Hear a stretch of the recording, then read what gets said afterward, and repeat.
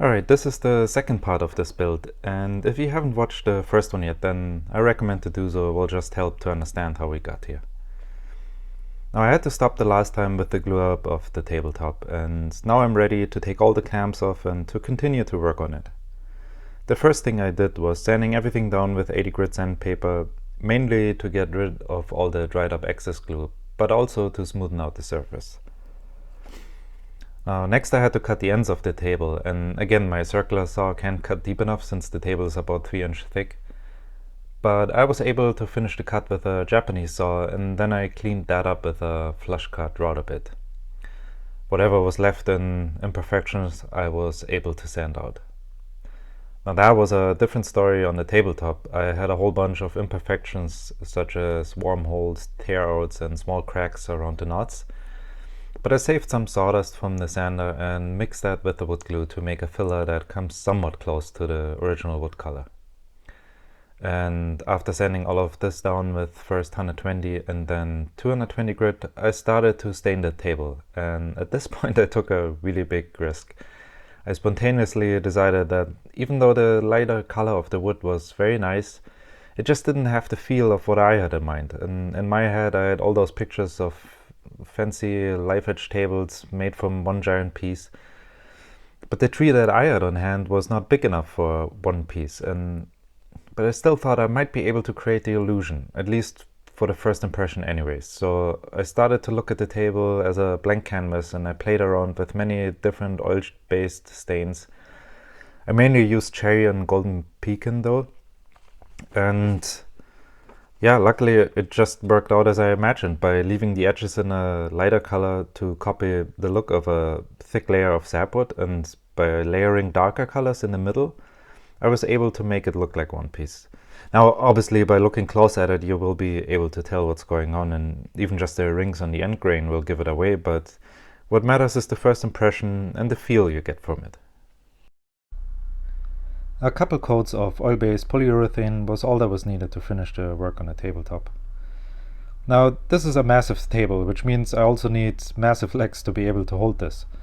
For the vertical part I'm using 4-inch steel pipe, and all the steel components are made out of recycled material.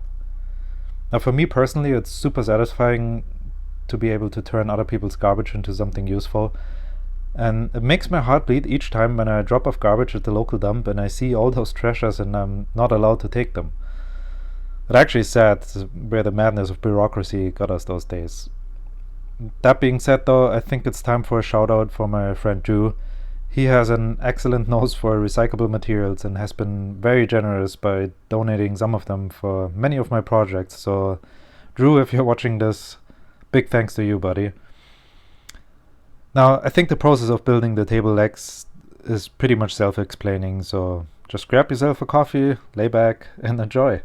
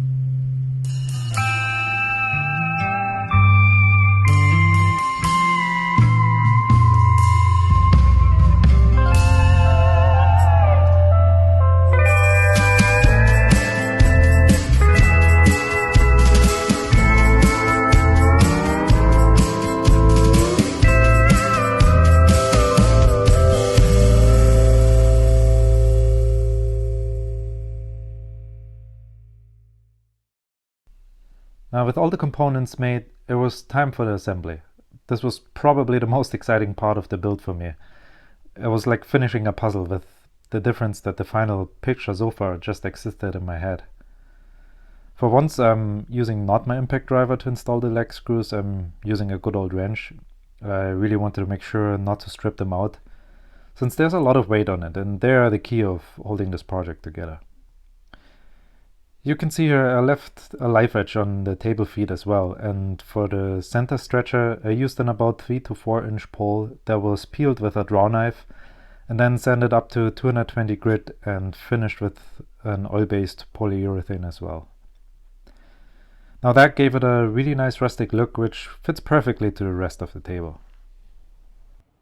Before I show you guys the final shots, I want to thank my friends Tash and Julian who commissioned me with this piece. They also let me film in their house, so without them this video literally wouldn't exist. I appreciate that a lot. Also, thank you guys for sticking with me here. I hope you could enjoy this project. Guess I'm gonna shut up now and let you see the final result, so here we go.